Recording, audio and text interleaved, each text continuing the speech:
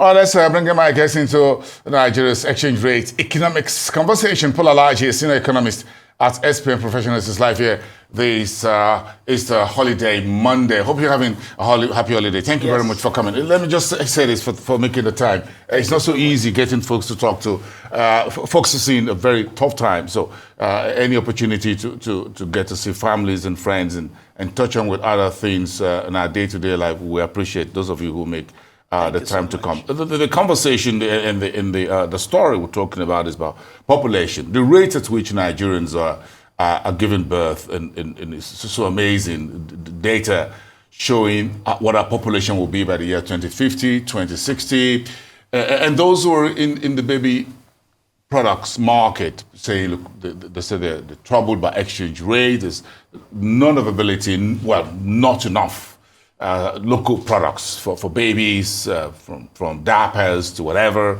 and then quality of wares and things that we need. So, do you think population is an issue for demand pool for FX for us? Yeah, thank you so much. Thank you so much for having me. Two things are responsible for demand pool: the population of a country, but population grow with two things: migration and birth rate. Now, for migration, we need to look at the difference between immigration and people leaving the country, immigration. So when you compare the two, you see that more Nigerians are leaving compared to the number of foreigners that are coming into Nigeria. So that may not really be a factor influencing population growth. But what you see is that the rate at which facility of women, people give birth, of course, no woman can give birth without a man. So the rate at which we give birth in Nigeria is high compared to available resources. Now, if we have huge resources, for instance, if our economy is about 10 trillion economy or 5 trillion economy, and we're giving birth such that all children have access to education, which I think is a way to end poverty, a permanent way to end poverty is ensure that everyone is educated. If those things were on ground, then I would say there is no problem. But the rate at which we give birth, and when we give birth, most of the population, when you look at our productivity as a nation, is pretty low. When you compare our economy with our productivity, you see that we are growing at a slower rate, but in terms of population, we are still very potent when it comes to giving birth to people, bring birth to people. And when they come around, what happens? They will demand for everything. They will demand for tires, they will demand for feeding bottles. When they are kids, they will demand for feeding bottle. For some of them, the parents are privileged to send them to public school, private school. What happens? They will demand for school uniform. Technically, these guys, from the day they show up and they are demanding for food that we don't have in Nigeria, they pack up the demand pool for FX. So central bank is worried on daily basis. How do I get FX for that child that you have put in the tummy of that woman? If you are not productive enough, and when the child grows up and we're also not productive, then we have issues. But there are bigger issues that's even connected to all of that. When the child is not contributing, when I say a child, I'm being generic, that's when significant part of population is not contributing to what can help us reduce our import or to promote export, and everybody is dependent, then it's a big challenge for us. I'm looking at Egypt's population growth down by about 46% since 2017. And I spent 1 or 2 days at the weekend, and I found that the baby fair, and it's a little bit perhaps Lagos State Fair, auto show, and fashion show, and what have you. But I never knew that there's a trade fair for kids, because the rate at which I saw babies and kids, and I said, this is Nigeria's FX. Who is producing feeding bottles for babies in Nigeria? Do we have a feeding bottle local company? I'm not too sure if we have any. Textile mill is actually producing the clothes. Yes. That babies are, so you have baby cots. Where are we producing that in Nigeria? The seats, the special seats in the car. It's huge market. It's huge market for those selling toys. The toys. That's a different internet. It's a huge industry. But Nigeria continue to consume that. And when these guys come around, the mind of parents is built to, I need to send my kids to school if they have it. If they don't have, the truth is that some don't have, because we have over 12 million out of school children. When they are out of school, what will they become in future? Don't be surprised that we have kidnappers and we have terrorists all along the line, especially in some corridor along our road, federal and state highways together. So if we don't take care of them, and we don't also know where the solutions will come in terms of some of the things we consume, then we have a lot of things to deal with. So the answer is yes. High birth rates contribute largely to our demand for FX. Do we need to work on our population growth? I think we need. I think we need. You know, former Minister of Finance muted that idea. Actually, he came back to the media to say, no. Because there are institutions that are against this. But I think the current president... religious. I think this current president can do something about it. You know why? He has broken some barriers as a president. He has demonstrated that he can take some decision. If we want some of the decision, the ongoing FX concerns and improvement we are seeing in Naira to happen, we need, if the house is flooded and you discover that a tap is on, what do you need to do? You need to go to the knob. You need to control it. We need to do something about population. It is certain that we must do something about it because we don't have enough resources to even feed these guys that are coming. Two, we don't have enough resources to provide quality education for them.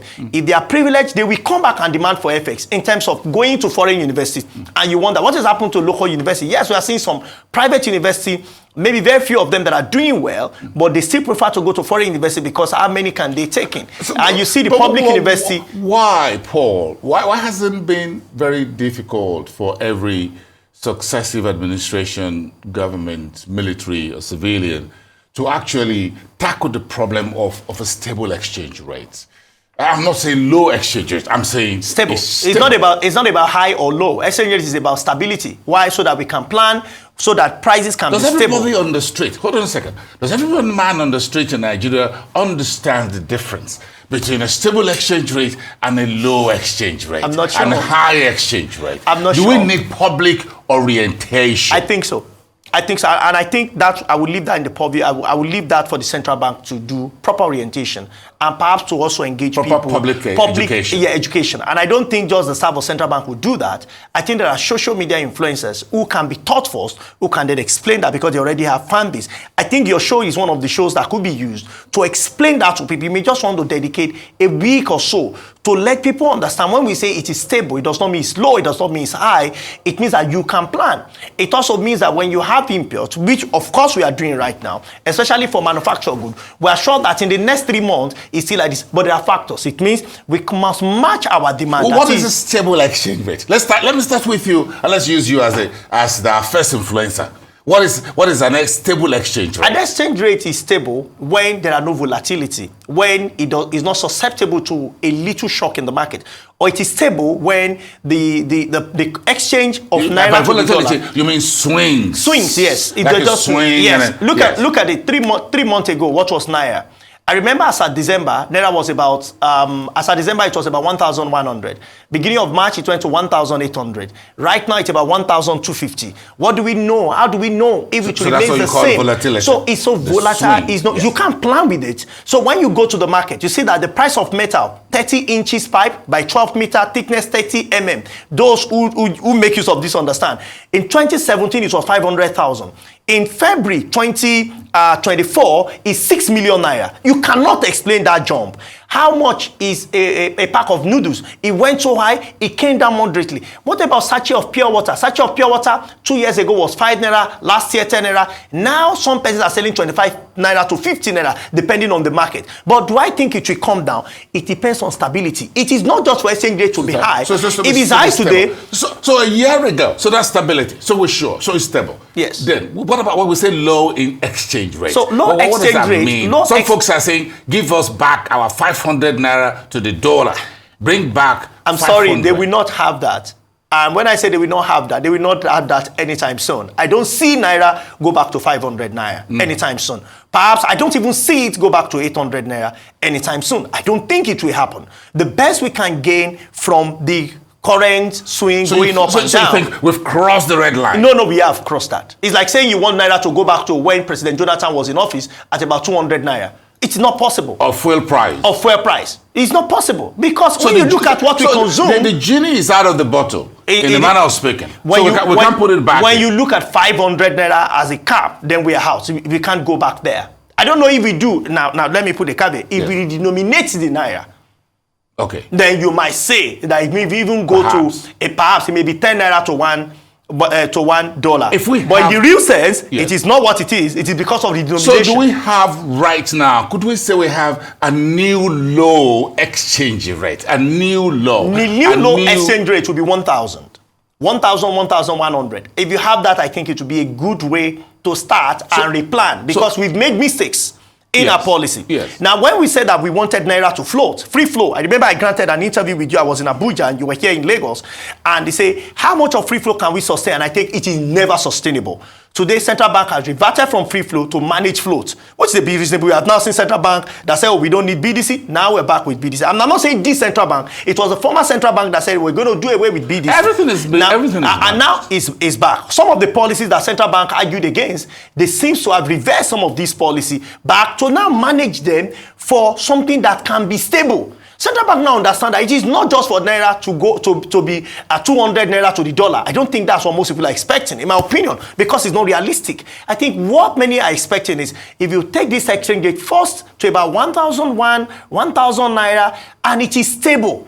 If you check the graph of exchange rate in Nigeria, you can predict that in the next 3 years, if we take the right decision, they will be stable. Then after that, because of a lot of backlog, then it goes up again. Sometimes by 10, by 20, by 15, maximum by 25%. What we have not seen is this jump from 400 to about 1,900, because you know why? Central bank suddenly remove the cap from the I&E window and said it's not going to intervene. That period, it jumped from 800 to about 1,600. At a time, it became more expensive than what we had in parallel market. So now it's back. So we've tried the experiment. It never works. And we say what works is we must still intervene somehow. And that is why we say that when you say, for example, the man has got to abdicate price because of what classical economy says, Keynesian economy says, classical economists have not told us when the long run will be, because we believe in the long run to balance, but Keynesian economists say in the long run we are all dead. It is not a realistic measure. That is why the force of demand and supply will not be sufficient, especially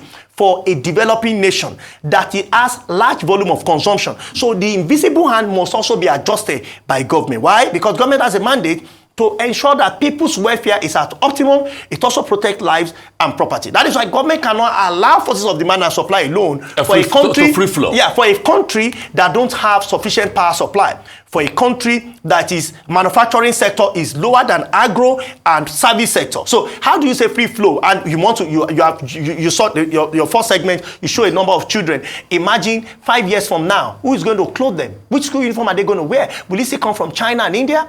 Our military, who is clothing them? Even though they are combating insecurity, fighting it all over Nigeria. But now the product that they are consuming, their boots, their uniform, who is making it for them? The button they are using, who is making zip? For guys watching this program all over the world, check your zip. Chances are high that 1/3 of all the zip we consume is made by YKK. Now, is it made in Nigeria? The answer is no. But we keep giving birth in Nigeria, and some folks don't even give, some folks impregnate their wife in Nigeria, export their wife to the UK, and import their children back into Nigeria. One thing is sure, like the program I saw for one of the airlines in Nigeria, we must now build confidence. We must buy Nigeria. We must be confident. That is the way to sustainability, because there must be something we're selling to the rest of the world. Imagine some airlines said they were going to take off. One actually left the Nigerian airspace because of backlog of payment. But imagine if it is Nigerian airline, airpiece, for instance, that we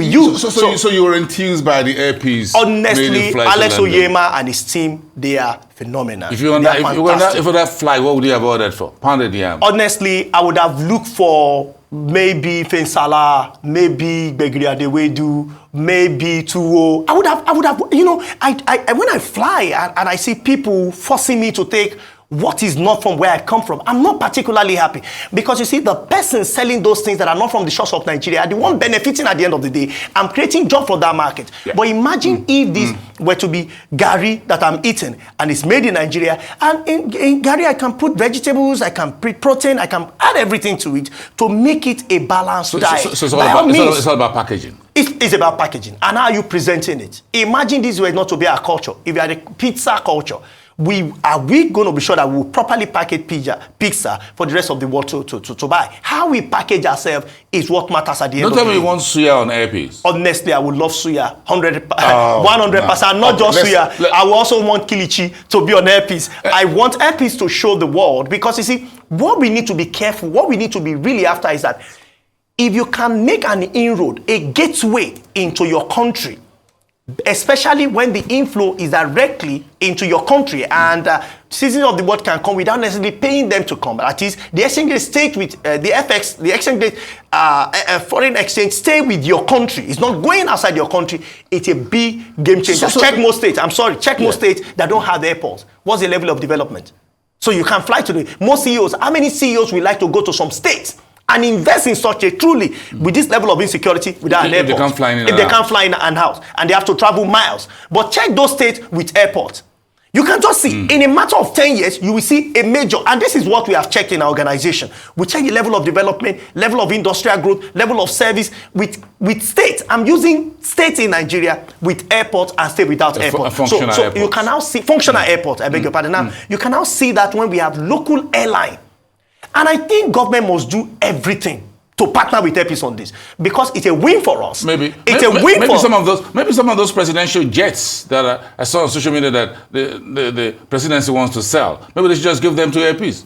And Epis can say, I give you 5%, 2%, 10% of shares. Maybe not equity, maybe at some discount. Yeah, that would be fine. And just keep it and put the money in the house. That would be fine. Again, the Naira recovered about 20% strongly last month. Are you enthused about that? Is the exchange rate storm over now? Well, I think we can end the storm. Remember that I've projected that it will go to 1.5 by March. That happened. And I've also projected that if you don't take XYZ decision, it may get worse. But if we quickly, luckily, we saw 3 steps taken out of the 7 recommendations we give to government. One of them is why NNPC see housing government revenue. That was taken off the shelf. 2, we also said that we need to have positive signaling. Central bank, federal government, everybody came and said, no, we're going to climb down on people speculating on Naira. And that same fear. You see speculators started bringing money. We also said that we have seen a report that as soon as FAC is shared, we saw the pattern of increase in exchange rates. I don't know what the president did, but we saw that is more stable now. Even though you share money at FAC, it's not necessarily impacting on the parallel market the way it should. Because we have to put that in the space to say that, hey, this is where one of the places where your problem is coming from. Lastly, we also said that we need to go back and intervene in the market. You need to invite the BDC because you need them. We have spoken against it. Bring the IMTOs and everybody on the table. You need to bring all of them back on the table. But you dictate how they operate, which exactly what the Central Bank of Nigeria, which he has done. But you know, FX decision is beyond Yemeka Doso and his team. That's the truth. We need to now look at what the report of National Bureau of Statistics, the National Bureau of Statistics is saying. We also need to look at what is happening to production. Because why are we fixated on the demand side? For us to, you know, we can actually have Naira go to 800 Naira and so on, if we can export more. If we can. We are now exporting travelers. 800 is possible. It's possible, but maybe 500. No, it's also possible. But the question will be, can we now clothe our children by ourselves? Can we make Lagos-Ibadan Expressway just for textiles? And what you see when you move from some part of Germany to another, you see huge manufacturing sector. You see the array of all of them. Yes, why? Yes, so that money can stay with them. Now the question is, most of the bushes we have in Nigeria, what are we doing with them? And this is where the president, again, he did it with FX, directly or indirectly. I don't know how he did it. This is why he must call his state governor to say, listen, we need to make this country work. What do you have competitive cost advantage on? Abia, you have power. But what can you do with it? You can say, okay, with your 4 sister states that are surrounding you, how can you share with them such that they can have relative power? But if you not be enough, you just produce. Let it be something that you have competitive cost advantage on and would have imported to Nigeria. That will make exchange rate stable. You come to Lagos, you have the port, you have quite a number of things in Lagos. What can you do? But we're doing around 1,250 dead about right now. The forecast by Citibank, by Standard Chartered, and Goldman Sachs was 1,200 for the year. That was the forecast. Do you think that will hold toward the end of the year? Is that a realistic expectation in a manner of speaking, all things being equal, all things considered? Yeah, well, ceteris paribus, I would say that, yes, we can have this, but the question is, by the time we cross May, where you see pattern of imports increase, what supply are we going to use to match that? Of FX? If we do, of FX. Now, once it crosses to mid-year and people come with, importers want to do a lot, they want to import, they've seen that the value is low, now they want to import a lot. How will central bank still be able to defend? Remember that the previous administration... Does the central bank have the firepower? Exactly. The armory? So if you don't come back to the market to defend, and those things come, and they are legitimate import, what will happen? FS will go back high. Because folks need to produce for the end of the year consumption. If not, the machine will be obsolete. They need to produce for the end of the year, and they have to start, some of them, not even the end of the year, some of them they have to start by May, June, July, August. Exactly. For critical months. So to restock their inventory, because they can't import now because of the high exchanges, and they are depleting those. I laugh when some people in one state said they will force some people inventory out and ask them to sell by force. I said, no, you don't understand. You don't understand quite a number of things. So, but what are we going to do such that we can come back and defend? Good thing Central Bank did recently. If you are getting remittances in Nigeria, you have to get it in Naira. The good is that such money goes into the foreign reserve, and Central Bank can use that in the coming period to intervene. Yes, and push it out. Two, most of the borrowings that come into Nigeria, it also goes to foreign reserve. Naira equivalent is now what we are giving back into government. And this is what we must look at to see that we save the life of Naira. But can we get to 1,100? I believe so. But we need to move for us to cross. You even said 800. No, I'm saying we can do 800 if we start massive exports. Right now, we're not doing export. Manufacturing is not so functional. So, but what you can look at is 1,000, 1,200. But when the import, my fear is that by May, June, July, August, when we need to restock our inventory, what happens? If you are not able to defend, then you might see a spike again. Paul, today is the 1st of April. We've got about 60 days. I'm happy May, it is not April Fool. June. It is no, April it's not an April. It's not an April Fool. It's an April Fool. It's good to have you. Thank you so much. Paul Aaje, senior economist at SPM Professionals. Appreciate your time as always.